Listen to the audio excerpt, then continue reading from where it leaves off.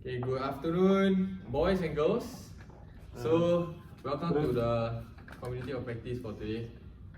So today we'll be mainly discussing the Adam's coaching session, which is on floorball. Yeah, and then our key focus will be on practice tasks and game 2 only. However, if you want to share more, also can lah. Okay. Okay, come. Let's start off the session by inviting Adam to revisit your key tactical problem and technical skill in your session. Okay, so during the session itself, I was coaching floorball, and the tactical problem that I focused on was denying a goal, and the tactical skill that I focused on mainly was it's a defensive skill, which is tackling or poking in floorball. Okay, can. So anyone would like to start off? Yeah. So just to remind you, y'all can refer to the document, the rubrics for ESE, and then you can base our discussion on the rubrics on how he perform. Yeah. So maybe Aiden, you want to talk about the practice tasks? Okay, so practice tasks from the rubrics, I think the score I will give will be good. Good. Yes. Okay, why? I think if you look back at the what is called rubrics, yes. So what it states there is that coach explains the coaching tasks clearly with KCP and demonstrates it well, and also checks for understanding international with the class. So that can be seen in Adam's session. Okay, so he reiterates KCP, ensuring that his students understand really thoroughly why they're doing that actions. So I think that part of it is well executed, and everyone, me myself, we understand it. Yeah, KCP. Yeah. Yeah. So in terms of his practice tasks also, in terms of whether he does the progression or regression, right, I will give it a score of good also, because there were 3 practice tasks in total. So the first one he did the motion of poking without the ball to let the players get a feel on how the action is, and then the second one he progressed further by actually using the ball and like so-called, was it a passive defender at first, or is it it was a passive defender, right? Yeah, so you can just tackle it, and then lastly he tried to progress further by actually doing an active defender. So the attacker was trying to try to dribble past the defender, and then the defender had to use the skill that Adam just teach lah. So I found an article online about like why progression and regression is actually very important. So it sort of says it allows for like the flexibility of the skill to scale like the demand of the coaching practice lah, to actually challenge the person without actually overwhelming the person lah. Yeah. So that's what I found out. Okay. Can. So you talk about his progression and regression as a whole, how he managed to make his practice tasks move from simple to more complex tasks, in a sense. Yeah. Okay. You got anything to add? I mean, for his practice tasks, if I were to talk about his feedback given in the class, it was good, but I feel that his feedback could have been a bit sharper in a sense. So like, for example, I think he was giving a feedback to No for my session. Then No was a bit unsure about, because he said, okay, no, good job poking, something like that. Then No was like, good job poking, like what sense? Because he was like, poking was good because like, did he extend out his hand, something like that? Like, that could be like more specific. Yeah. Yeah, so I also agree with what Zan mentioned, because if you refer to the rubrics, right, for item number 7, you can see practice tasks. So I think Adam will score around satisfactory, because he just provide very general feedback for the participants as a whole, like what you mentioned. And instead, Adam, maybe you can zoom in to look at more individual stuff, all the smaller details, and then how those specific feedback can help. And you can maybe provide feedback in the sense that you can question them. So you ask them why you must do this, and so they will think also. Then they'll give you an answer straight away. I think to compile all of your information, I think I agree with your feedback and statements. I think in terms of the KCP wise, in terms of reiteration to the participants, I think I can do better in terms of explaining in detail to my participants. So let's say if I want to praise someone for doing a good poke, I can explain in detail like what you did, like what you said, right? And I think I also can reiterate on the safety aspect as well, because I noticed during the coaching video itself,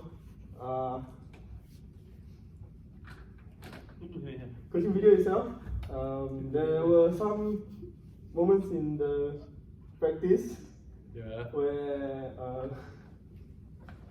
there's some moment in the practice where I think the safety aspect in terms of the participants could be reinforced so that my participants are safe during the practice task itself. So yeah, done. You mean when the way you position the cone is so close for the practice task?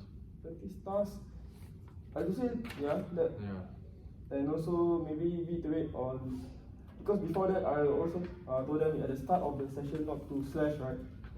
But during the practice task I could see number of slashes from the participants. So yeah. Right, anything? You know, move on to game 2. I think move on to game 2. Okay, so we move on to for game 2. If I'm not wrong, Adam did a 3v3 game. Yeah. And then with 2 mini goalposts to score. And then the moment you execute a poke correctly, you get 2 points, right, Adam? Yes, correct. Yeah. Okay, then maybe you can share more about game 2. Okay. Sarah? Me? Okay. Yeah, you. Okay. So I wasn't there at his coaching session personally, but after looking through his video, after looking through his video, right, I felt that his coaching session as a whole in game 2 was very engaging for the players to learn because of certain things he has done.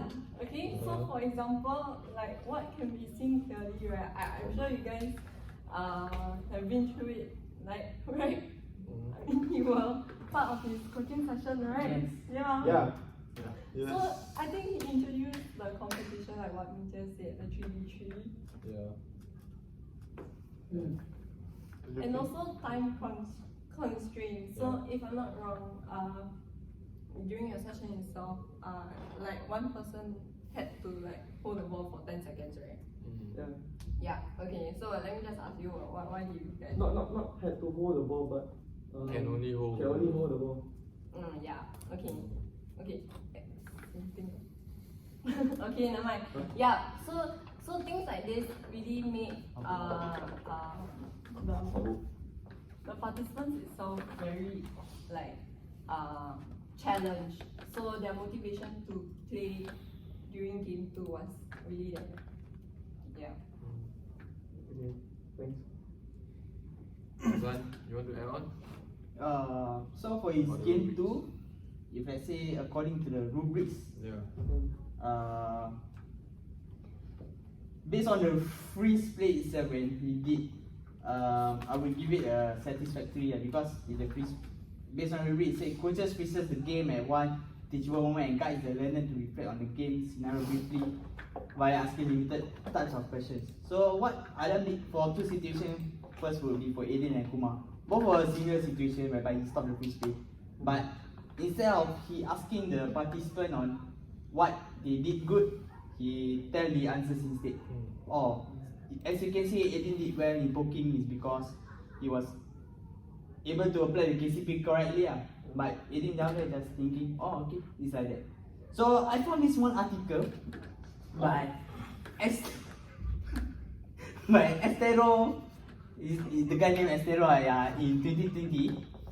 So if I want to summarize this article, so it says if you were to do free spray and ask questions to the participants, it would enhance their cognitive ability to understand the game in a deeper level on why they perform this movement and stuff. So yeah. Well done.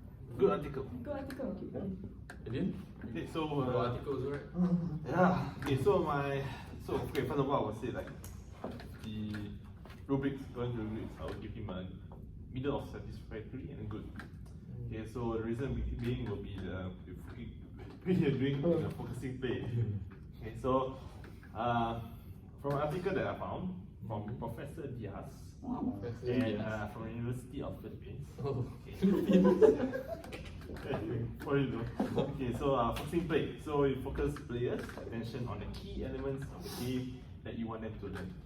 Okay, so from this statement, how we can apply from Adam's situation would be there were some moments where things that can be improved. So I remember there was there was one part where I think Zafik, okay, he could have took the time to do a poking, but he fails to do so. He was at loss what to do. So from the article that I read, okay, so what he can do would be to stop the play, focus the play, and then ask them the questions so that they can learn from their mistake and then to improve from there. So yeah, that's what my article talk about. Yes. Okay. So before we end the session, before we end the session, maybe Adam, you can just share with us your overall what you have learned throughout our discussion. Okay, I'll start with the free play or the game 2. Like you understand that. I agree with what Zan, Sarah and Aiden have shared. I think during the game itself, there were parts where I could execute or call out a free play for maybe improvements of what they can do or what they can do in this situation, but I didn't. I missed out quite a few, which is on my bad. So, according to research that I've done, from Team Bradbury, okay, the director of coaching instruction for Eastern New York Youth Soccer Association, okay.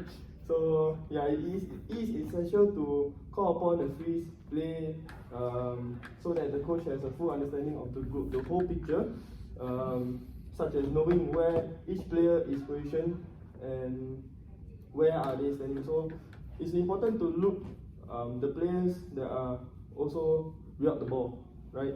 So I think during the free play that I initiated for Aiden and Kumar, I only focused on them, but I didn't focus on the other players or the players around them. So maybe for improvements wise, I could maybe call out for the free play for the players which can be improved. Okay, so yeah, I think that is one improvement I can do on my end in terms of free play. General wise, the whole session itself, I think it was well executed and well done from my end, because it was my first time doing this to my classmates. So maybe a few more practices could maybe sharpen on my skills, such as my practice, my game 2, and even aspects like my Q&A and my game 1. So yeah, that's about it. Yeah. Okay, I do agree with your point about also focusing on players without the ball. So not just the ball carrier, but also the non-ball carrier in your fifth place. Because it won't be fair to just only provide feedback to the ball carrier itself. Because the other players should also learn from the entire fifth play, the use of fifth play lah. Yeah, so that will utilize the proper fifth play method. Thank you. Yeah. Okay, so I think we are done with our discussion. So thank you guys for your time. Thank you. Bye. Ow, 15.